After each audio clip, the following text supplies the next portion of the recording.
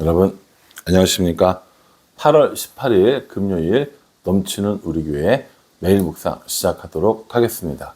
어제 영상 보니까 EQ 매일 묵상이라고 그러면서 막 그러더라고요. EQ를 100일 동안 하고 나니까 아직까지 그 EQ라는 말이 입에 남아있어서 그런 거니까 여러분 이해하시고 들어주시기를 부탁을 드립니다. 오늘 본 말씀은 사무엘하 10장 1절부터 19절 말씀입니다. 어제 우리 본문 말씀을 통해서 무비보셋이 어떻게 이렇게 회복되었는가를 살펴보았습니다. 다윗이 나라를 안정시켰고요. 또 하나님의 언약도 받았고요. 사울의 집을 돌볼 만큼 마음의 여유도 찾았습니다. 이러한 때 다윗의 힘이 얼마나 센가, 다윗의 그 이스라엘이 얼마나 이 지역에서 막강한 나라인가를 보여주는 하나의 사건이 생깁니다. 그것이 오늘 사무엘하 10장이라고 보시면 될 것 같습니다. 1절 말씀에 보면 그 후에 암논 자손의 왕이 죽고 그의 아들 한운이 대신하여 왕이 되니 라고 이렇게 합니다. 이건 주위 나라들과 외교적인 문제인 거예요. 주변 나라 중에 한 나라 이름이 암논인데 그 암논 나라의 왕이 죽었습니다. 그리고 그의 아들 한운이 이제 왕 자리에 오르게 된 거죠. 그래서 이 왕 자리에 오르니까 그리고 또 아버지 장례를 치러야 되니까 다윗이 조문 사절을 보낸 겁니다. 오늘날로 이야기하면 조문 외교가 되는 거겠죠.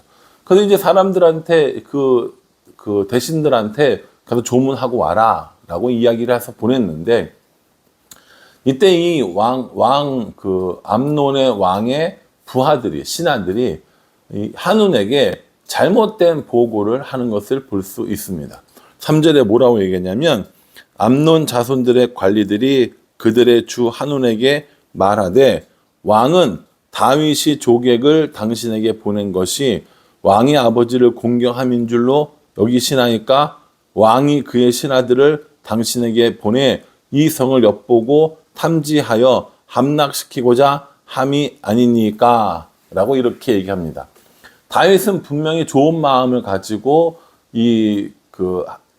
암논 왕이 죽은 것을 위로하고 또 한운을 격려하기 위해서 보냈는데 이 왕의 신하들, 한운의 신하들은 이걸 뭘로 해석했냐면 정탐하러 오고 결국 자기네 나라를 다 이렇게 함락시키려고 한다라는 의미로 받아들인 겁니다. 그래서 이렇게 하니까 그 왕이었던 한운이 어떻게 합니까? 4절에 보면 이에 한운이 다윗의 신하들을 잡아 그들의 수염 절반을 깎고 그들의 의복의 중동 볼기까지 자르고 돌려보내매 이렇게 얘기합니다. 지금 나라에 상이 나서 왕이 죽어서 이웃 나라에서 이렇게 조문 사절을 보냈는데 그 사절에 수염을 깎고 옷을 찢고 그러면서 모욕을 주고 지금 돌려보낸 겁니다. 여러분 이게 말이 됩니까? 사실은 그러니까는요 잘못된 정보를 받은 거예요. 한우는. 그래서 리더에게 정보를 주는 주변에 있는 사람들은 굉장히 중요한 겁니다. 또 나에게 지금 어떤 여러 가지 이야기들을 해주는 사람도 굉장히 중요한 겁니다. 여러분 요즘 여러분들 주위에 누가 와서 가장 많이 이야기를 전해줍니까? 누가 가장 정보를 많이 주고 있습니까? 그 사람이 신뢰할 만한 사람입니까? 그 사람이 가지고 있는 정보는 올바른 겁니까? 마음은 정직한 겁니까? 이런 거 한번 생각해 봐야 된다는 거예요. 다윗은 그럴 마음이 없었다니까요. 암몬을 치러올 이유가 없었다고요. 그런데 잘못된 정보를 받은 이 한운이 잘못된 판단을 하게 된 겁니다. 그래서 이 사람들을 모욕하게 되고 이 사람들을 그렇게 수치스럽게 돌려보냈죠. 여러분 내가 어떤 사람인가를 알아보려면 세 가지를 보면 된다라는 말이 있어요. 내가 어떤 사람인지 알려면 세 가지를 봐라. 첫 번째는 누구를 가장 많이 만나는가. 두 번째는 어디에 돈을 가장 많이 쓰고 있는가. 세 번째는 내가 요즘 읽고 있는 책은 무엇인가 라고 이렇게 물어보라고 하더라고요. 청년들한테 이 얘기를 했더니 목사님, 제가 가장 많이 돈을 쓰는 곳은 회사 갈 때 쓰는 교통비와 점심값입니다.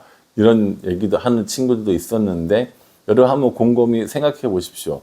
내가 요즘 누구를 제일 많이 만나고 어디에 돈을 제일 많이 쓰고 어떤 책을 읽고 있는가. 그게 나를 나타내주는 표지라는 거죠. 이렇게 그 잘못된 정보를 받고 잘못된 판단을 내린 이 한우는 다윗에게 미움받았다는 것을 알고 즉각적으로 사과는커녕 이제 싸울 준비를 하게 됩니다. 6절 말씀을 보면 암몬 자손들이 자기들이 다윗에게 미움이 된 줄 알고 암몬 자손들이 사람을 보내 벳르흠 아람 사람과 소바 아람 사람의 보병 2만 명과 마아가 왕과 그의 사람 1,000명과 돕 사람 12,000명을 고용한지라 라고 이렇게 이야기를 하고 있습니다. 여러분 지금 용병을 구한 거잖아요. 자기네 힘으로 안 될 것 같으니까는 총 33,000명, 33,000명 정도의 용병을 구한 겁니다. 여러분 이 고대 전쟁에서 33,000명이면 사실은 결코 적은 숫자가 아니거든요. 그럼에도 불구하고 이 사람들을 모아서 다윗을 기다리고 있는 겁니다. 자기네들이 먼저 싸움을 걸지는 못하겠죠. 다윗을 기다리고 있는 겁니다. 이 이야기를 들은 다윗이 7절, 8절에 다윗이 듣고 요압과 용사의 온 무리를 보내매 암몬 자손은 나와서 성문 어귀에 진을 쳤고 소바와 르홉 아람 사람과 돕과 마아가 사람들은 따로 들에 있더라 라고 이렇게 얘기합니다. 전쟁이 양상이거든요. 전쟁을 하러 가니까 형세로 보면 이 요압과 아비새가 포로가 된 그런 상황인 겁니다. 앞쪽에는 이제 암몬 사람이 있고 또 뒤쪽에는 그 연합군들이 있는 용병들이 있는 이런 상황인 거죠. 그래서 요압과 아비새가 서로 이야기합니다. 내가 밀리는 것 같으면 네가 도와주고 네가 밀리는 것 같으면 내가 도와줄게 라고 하면서 전쟁을 치르게 되는 것이죠. 그런데 결국에 요압도 이기게 되고 아비새도 이기게 되는 것을 볼 수 있습니다. 14절에 암몬 자손들은 아람 사람이 도망함을 보고 그들도 아비새 앞에서 도망하여 성읍으로 들어간지라 이렇게 얘기합니다. 한쪽이 무너지니까 다른 쪽이 도와주는 것이 아니라 적군은요 함께 무너져 버리고 도망가 버리고 패해 버리는 모습들을 볼 수 있습니다. 사랑하는 성도 여러분, 오늘 저는 이 말씀을 읽으면서 참 어떻게 세상 사는 모습들이 그때나 지금이나 참 별반 다르지 않네 라는 생각을 했었습니다. 다윗은 분명히 이 암몬 사람들에게 호의를 베풀려고 했어요. 그런데 그 호의를 호의로 받아주지 않았던 그 한운의 모습을 볼 수 있습니다. 때로는 우리도 누군가에게 호의를 베풀려고 했는데 그 호의를 있는 그대로 받아주지 않아서 많은 오해가 생길 때도 있습니다. 때로 혹은 우리가 이 한운 같을 때가 있다라는 거죠. 누군가 나에게 호의를 베풀었는데 나는 그걸 호의를 못 받아들이는 거예요.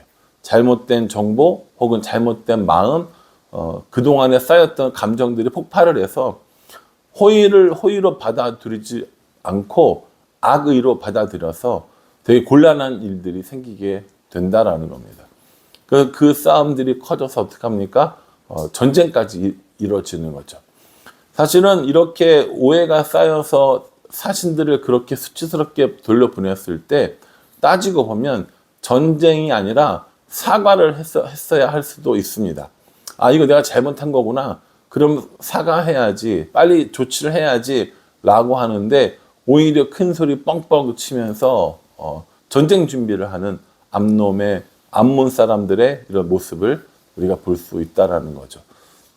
이 암몬 사람들만 뭐라고 할 거 없어요. 우리도 똑같다고 저는 생각합니다.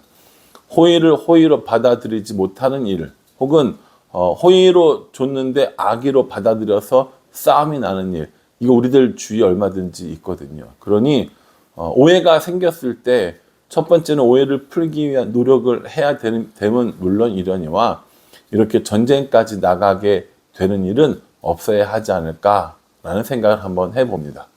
전쟁에서 이기려고 33,000명의 용병들을 불렀어요. 이 암몬 입장에서 보면 얼마나 큰 손실입니까?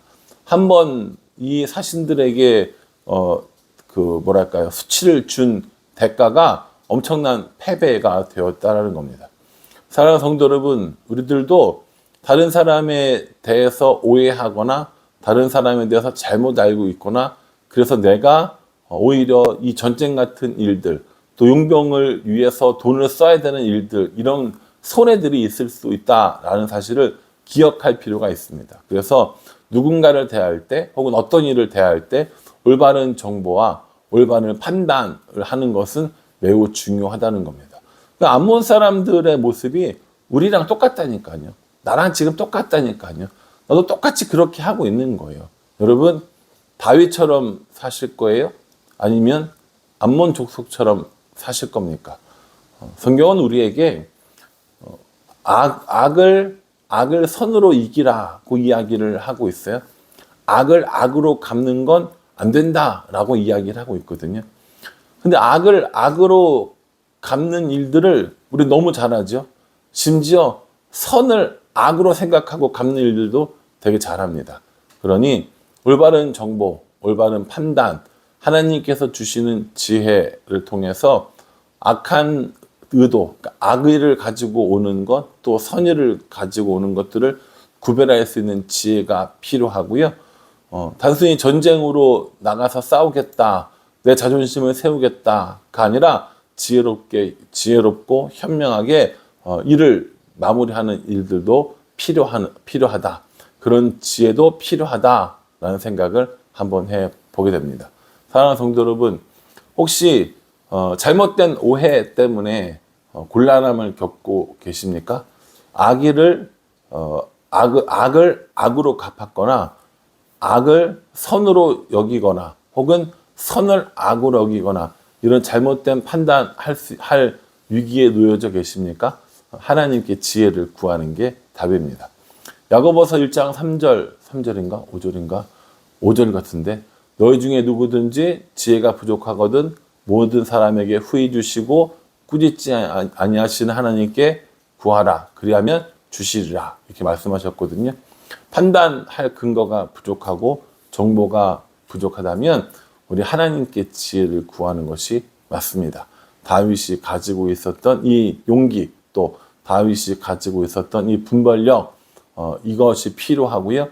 암몬 사람들이 가지고 있었던 잘못된 정보, 잘못된 판단, 그것을 물리치는 것, 이것이 우리가 이 세상을 지혜롭게 살아가는 방법이 아닐까 생각합니다. 바라기는 저 여러분 오늘 말씀 묵상하시면서 하나님이 주신 지혜를 가지고 옳은 판단, 옳은 결정하는 그런 삶을 살게 해달라고 기도하는 여러분들이 될 수 있기를 주님의 이름으로 축복합니다. 기도하겠습니다.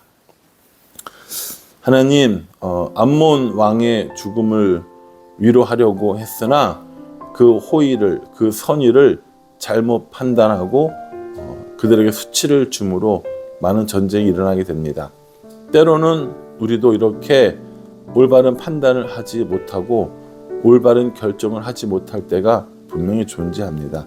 그러니 하나님, 먼저는 우리에게 지혜를 주시고 잘못된 일에 대해서 용기 있게 사과할 수 있는 마음도 허락하여 주시옵소서.